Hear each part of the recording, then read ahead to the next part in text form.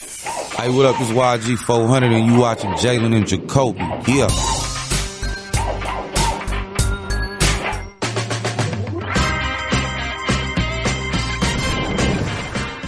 He is Jalen Anthony Rose. What up, dog? I'm David Jacoby. And on the cool check-in. Together, we are Jalen and Jacoby. What is it that we do? Give the people what they want. Odell Beckham Jr. is looking forward to giving the people of Cleveland what they want this upcoming season. Here is what he had to say. So right now what I'm trying to do is basically a reset button, being able to just get everything fixed, shoulder, arms, back, everything aligned, functional, moving properly, so I can begin training to get ready for the season. So I would honestly say this is probably going to be, one of my best seasons. Bigger, stronger, faster. This is my time. Well, we hear this a lot from athletes during the offseason, but he said this is going to be one of his best seasons, Jalen. What do you think about the future of Odell Beckham Jr. in Cleveland? This is the beauty of athletics because you get a chance to see people grow via their life skills and how it plays out through their talent in their sport. And for Odell Beckham Jr. to get drafted by the Giants and have the success that he had, not only numbers and touchdowns, but also the acclaim, the cover of Madden, the one-handed catch, he became a phenomenon. But they weren't winning, especially in the playoffs. And then all of a sudden, you get traded to Cleveland, and their squad didn't meet expectations. They had a lot of talent on paper, but all of his stats went down again, Jacoby. And so when you start talking about the best receivers in the game based on his talent, Michael Thomas, Julio Jones, DeAndre Hopkins, people weren't saying Odell Beckham's name. Based on his talent, they should be. Baker got to play better also. They got a new coaching staff. I believe he catapults himself back into that conversation if Baker is able to elevate his play as well. It's a really good point. I think a lot of the Browns' success is going to be how successful Baker Mayfield is, and obviously his line has a lot to do with that, especially with his performance last year.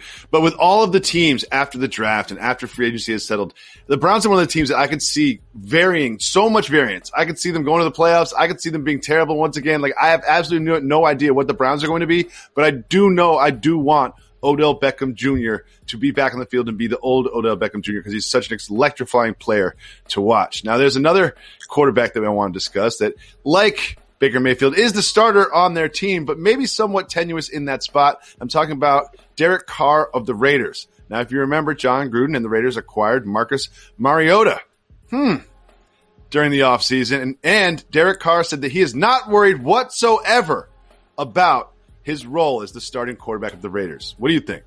Tick, tick, tick, tick, tick, tick, tick, tick, tick. The clock is ticking on Derek Carr. And indirectly, this is kind of what I was saying about the Lions and Matthew Stafford. If both of those guys play at their best over the next 3 to 5 years, that's going to be great. But at some point, you have to look towards the future.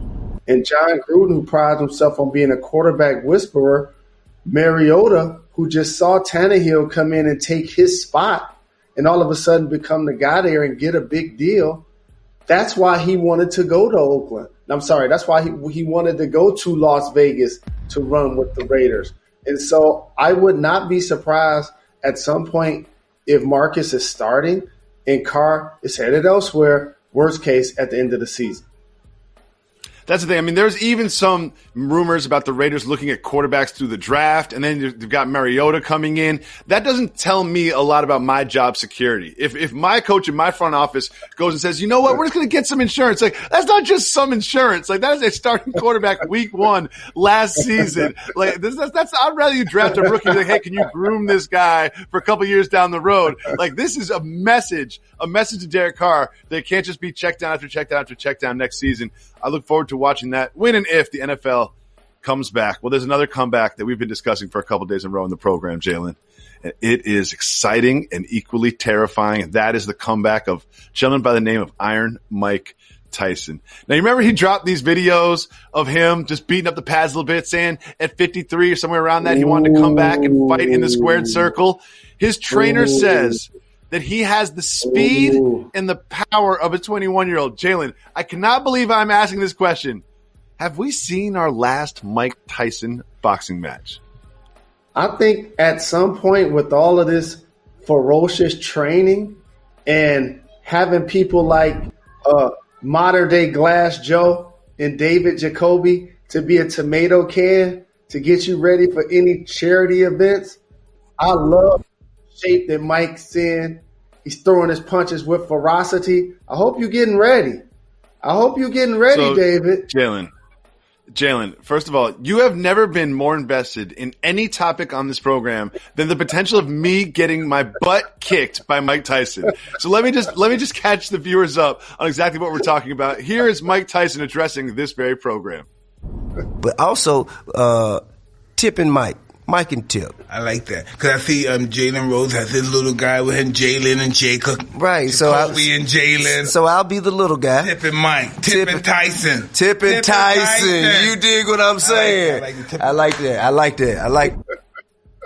A couple things. Number one, Tip and Tyson does have a good ring to it, and they seem to have some chemistry. Like, they may come take for our spot. For real. Like, ESPN might put them on Monday at 4 o'clock. You never know. I don't know about that. Nothing's for certain. Because here's the difference. He was holding something in his hand that you wouldn't be able to hold in yours while doing that interview. How about that? He sure was. He had something in his right hand and also something in a cup in front of him. So who knows? But all I do know is, listen, even if he calls me Jalen's little guy, just the idea that Mike Tyson can recognize my face if I see him on the street. The only concern is after me talking wild about him for the last couple of days, if he recognizes my face when he sees me on the street, he might not give me a pound. He might just punch me with a right uppercut and end my life. Mike Tyson, I just want to say, again, for like the 19th time, I apologize. I respect you as a person, as an athlete, as a leader, as an inspiration. I would never, ever, ever want to fight Mike Tyson, no matter what you say about Hold on. No, you don't mean that. Because what did you tell me about your Mike Tyson and cannabis story? You told me something. Cannabis has a very famous song called Second Round Knockout, during which Mike Tyson does the introduction. And the rapper's name is Cannabis, which is the plant that Mike was holding in his right hand. However, Mike Tyson thought it was cannibal, so he says, all you do is eat MCs. You eat MCs. And no one in the room told Mike Tyson he had it wrong. They just let him record that, walk out the room, and then put it on the track. I don't have a problem with Mike Tyson for this. I have a problem with the engineer, with the producers, with Mike's management, with Cannabis's management. Like, someone looked at Cannabis after he walked out the room like, you thought that your name was Cannibal, right? So after he was throwing those shots, you go give blame to everybody except Mike, huh? So you're not going to – I noticed you named about 13,000 people. I'm terrified of Mike Tyson. Well, I seem to be in some sort of beef with Mike Tyson. After this, we'll show you who Jalen Rose had a little beef with during his days in the NBA. Stay tuned for that. It's Jalen Jacoby.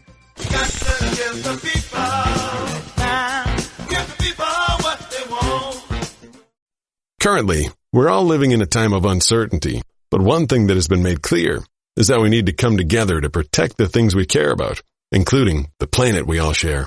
Allbirds make shoes from premium renewable materials, and they're on a mission to leave the planet in better shape than they found it. So that's why they'll be listing the carbon footprint on all shoes moving forward. With Allbirds, feel confident knowing you're wearing a shoe that's doing right by your feet and the planet.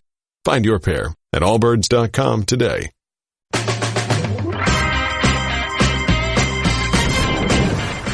Welcome back to Jalen and Jacoby, no longer brought to you by Pier 17, but still brought to you by our partners at Chase and Heineken. That was fun. Jalen, sometimes we need you to take us behind the curtain.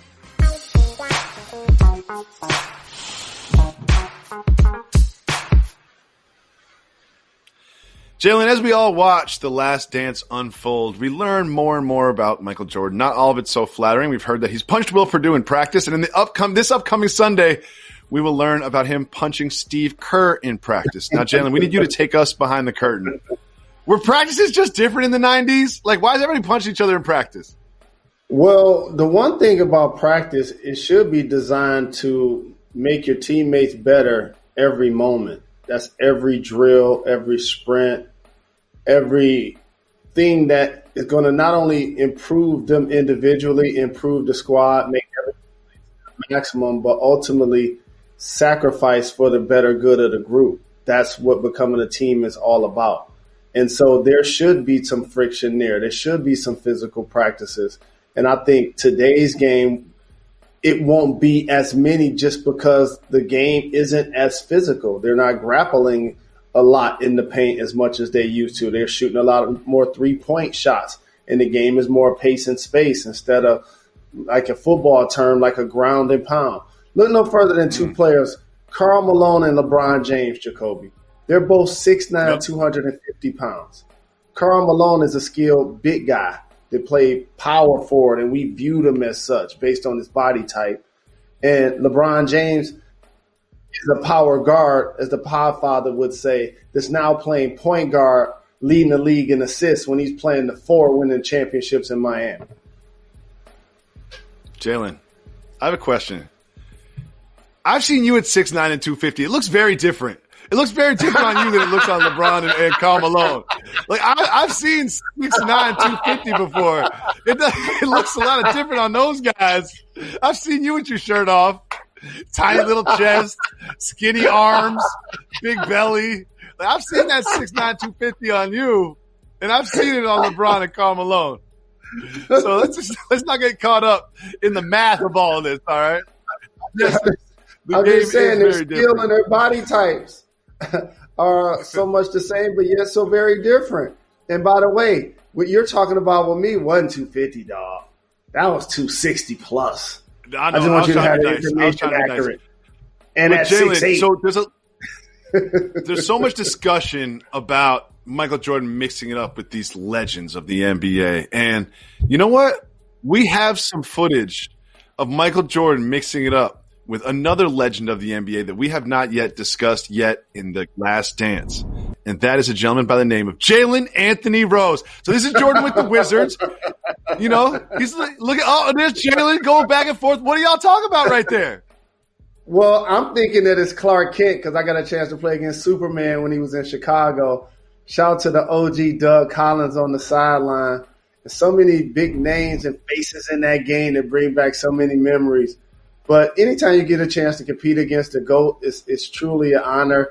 And people talk about his Washington Wizard years as a throwaway. Just think about this, Jacoby. That was in the early 2000s.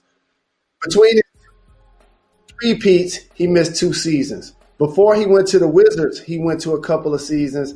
Then he played a couple of seasons with the Wizards, was an all-star, played 82 games. Give him back 6 of those seasons. Imagine the greatness we would have saw in MJ if they were all in Chicago especially. I just love the idea that you're going back with Michael Jordan. I just love the idea that you're going back and forth with Michael Jordan. Like, I'm going to get buckets on you. When we come back, we have the story of a 5-year-old who stole a car so he could buy a Lamborghini. I'll explain.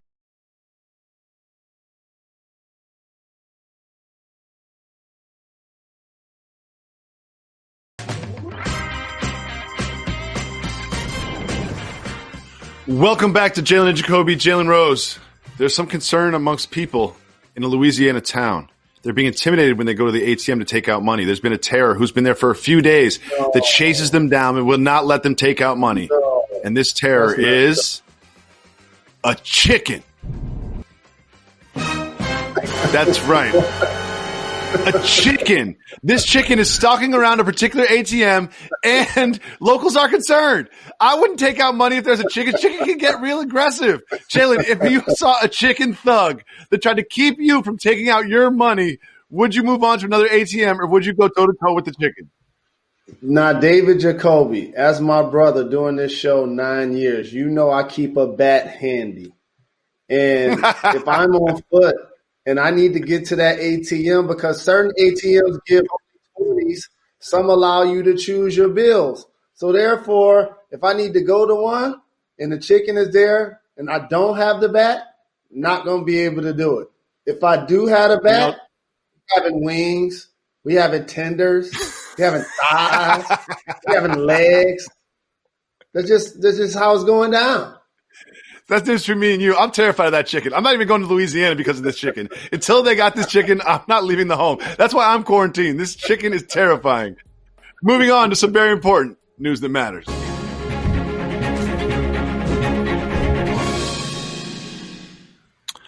A police officer in Utah saw a car swerving on the highway and pulled it over thinking they would find an impaired driver. What they found was a 5-year-old driver. And this 5-year-old boy explained that he was driving to California to buy a Lamborghini and he had to steal his parents' car because they would not buy him a Lamborghini. Jalen, whose side are you on in this? I'm on the 5-year-old side because that's what I figured. That's what I figured. That he's able to operate the motor vehicle at that age. That's really impressive. Mm-hmm. However, if this was back in the day, he'd get one of those whoopings where he'll never see the sun. You can't. First of all, asking for a Lamborghini, you're already in trouble, and then taking my money, my $3, you're in trouble there. Then you steal my car. That's not just a timeout. You're getting in real trouble. Jalen, take a look at you and I as 5-year-old baby drivers cruising down the highway, driving to California. I like that. We'll be back tomorrow. Make sure you tune in. ESPN at 4 o'clock.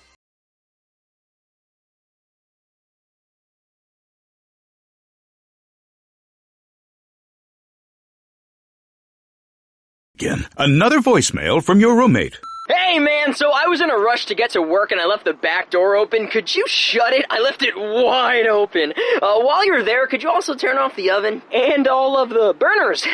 My mom never let me use the oven. I wonder why. The Geico Insurance Agency could help keep your personal property protected, like if it's your roommate's first time operating an oven. Visit geico.com to see how easy it is to switch and save on renter's insurance. As of course we do every day, we're going to record some podcast exclusive content, Jalen. So me and you just got an electronic mail from an executive at ESPN. Yeah, and do you know what they forwarded us?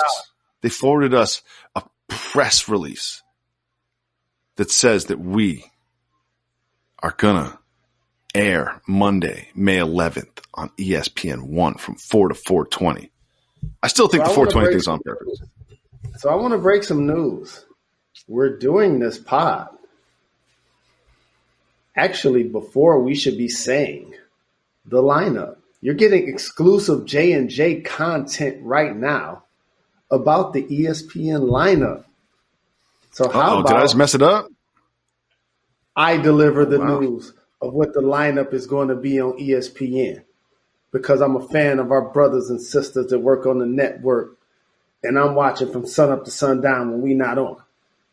8 a.m., Bristol. At 8 a.m., Greeny be in Bristol doing Get Up. I'm going to pop in and out of there like, bruh, man. Still family, still parking spot. Shout to Laura Rutledge and all of the crew that come on a daily basis to represent.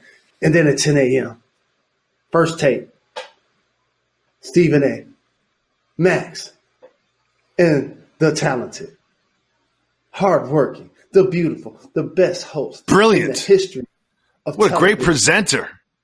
She needs an EGOT and a Webby.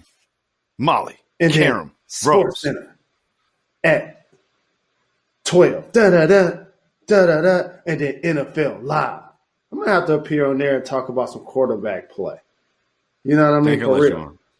They ain't going to And let then you 3 on. o'clock. Jumpman. Mm-hmm. Rachel Nichols, big shout. Then 3:30, we need a little more first take. It's a 2-hour show during the day. You got to edit 30 minutes. They cut it down. Cut a little cut down right there. Heat up, bring it back, come rewind. And then guess what happens at 4 p.m. Eastern starting this Tell Monday. the people what happens at 4 p.m. Eastern. Tell the people what happens at 4 p.m. Jalen Eastern. Jacoby makes their debut on ESPN.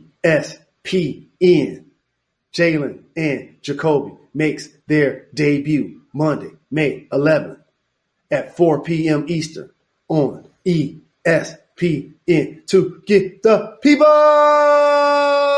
what they want. And then we pass the baton to highly questionable. We unselfish. And we get some to Dan Lebatard, let him eat. Our guy Poppy and the crew. Big fans of what they do, representing Miami. And then around the horn, Jacoby might be still making cameos on there, multiple positions, hosting, guesting, using his government name, wearing a blazer. If you catch David Jacoby on around the horn wearing a blazer, send me a picture, please. I don't have to just. Well, you got Jalen. Jalen dresses up for Get Up, and then I feel like right before we record, you're like, oh man, I look too. I gotta put on some pajamas. Like, hold on, I gotta change real quick. You dress down. Most people around the house be like, oh man, I gotta put something on to go on TV. You're like, oh man, I'm too formal to go on this show. Got to put my do-rag on. At 5 p.m., the OGs, the most handsome duo in the industry. Who is that? David Jacoby. Tony and Mike are part of the Introduction incorporated into a 5 p.m. Sports Center. So that's how ESPN's going to look. We're getting back. We're getting back. We just gave y'all the rundown. Nobody has it. We're about to put this pod out. Shout to Brianna. Shout to our crew. We're about to put this pod out. Allison, Demetrius, our whole crew, Nestor. I ain't going to even start naming people because I'm going to leave somebody out. Okay. When this pod comes out, it's going to be before you see it on Twitter. You're getting it exclusive right here, 4 p.m., Jalen and Jacoby. We will be there to give the people what they want. Part of ESPN. So I got some too hot for TV topics for you, Jalen Rose. Let's get it. I got some too hot for TV topics. The Chiefs' Damian Williams checks into an Airbnb, gets robbed. Coincidence? Setup? Someone following him? Does that give you a little pause before checking into an Airbnb? Actually, I've never done it. I know. I tried to get you to do it. We spent like 3 hours trying to get you to get an Airbnb once. Absolutely. And unfortunately, there was an artist in L.A. from New York who seemed to be set up and was absolutely Pop Smoke.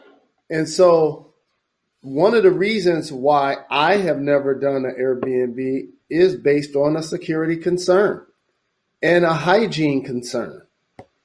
One, just using someone else's dishes and laying in their bed, using their sheets before the coronavirus. That was something I just didn't feel comfortable doing.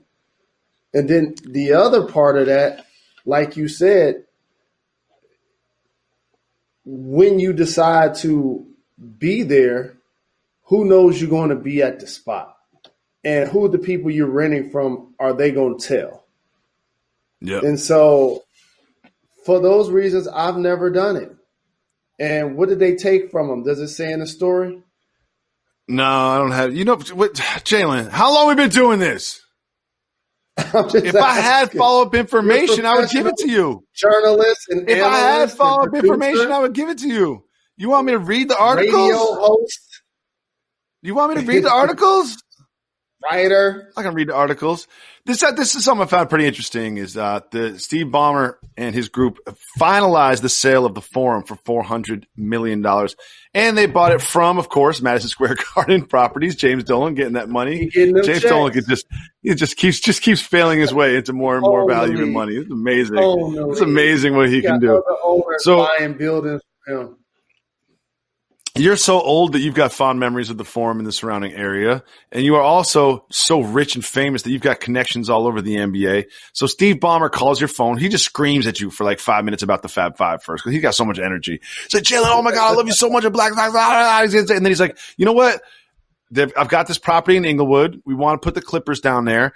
What's your vision, Jalen? Like, what's your vision of how to sort of like remix that surrounding area and the Forum and sort of reinvent live professional sports in that neighborhood? The final weekend before the NBA got quarantined, I got a chance to check out the Chase Center where the Golden State Warriors play in San Francisco.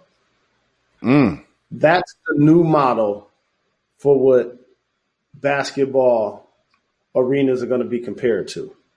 What it look like? Just total state of the art, Jacoby. It's, private rooms with TVs for suite holders, common areas for all of the fans when you can go out on patios and the Bay is beautiful and it's prime real estate. And you look and out that recreational medicinal out in those patios too, Northern California. No, I love the way they pay homage to the city of Oakland, even though they left. That would be the true way to pay homage, by staying. But yes, even though they left, they pay homage to, a lot of the culture and former players and notable moments and teams and pictures of E40 and Pac and Digital Underground. And that's dope. They have all that there? It's dope. It's dope. Too Short. It's dope. And anybody that's gotten a chance to see that is my vision for what Steve Ballmer is going to do with the Clippers' new arena. Yeah, and I think now one thing that's really exciting about the way that they sort of rebuild these buildings, they don't just build the buildings, they build the neighborhoods and the whole build-outs and the stores and the restaurants and the entertainment that goes around there, and all of that can while not come at no cost, but oftentimes all of that can pour a lot of money into a neighborhood, and Inglewood is one in which that would be a good thing. But it also does come at a cost, sometimes displacing some people, which we all know can be somewhat problematic. Jalen, something else I want to talk to you about. Okay. It's a personal concern of sort of like your mental health during this quarantine. Okay. I think I've never seen you more invested or excited in anything than me getting my ass kicked by Mike Tyson. I don't know why you're so fired up about this. I don't know why you love this so much. I don't know why you want to see this happen. I thought you loved me. But instead, I've got concussion history. I've got a whole concussion history. Like, this is problematic, Jay. So it's part of the story I didn't tell you.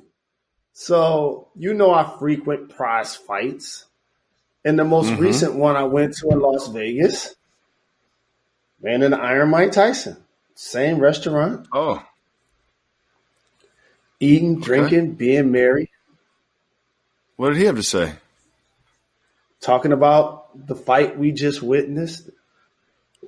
How was that Fury Wilder? Fury dominated Wilder. Disappointing Fury Wilder. What restaurant was this, Mr. Rose? This was the fight was at the MGM. I forget the name of the restaurant. That's fine. I shouldn't ask follow-up questions either.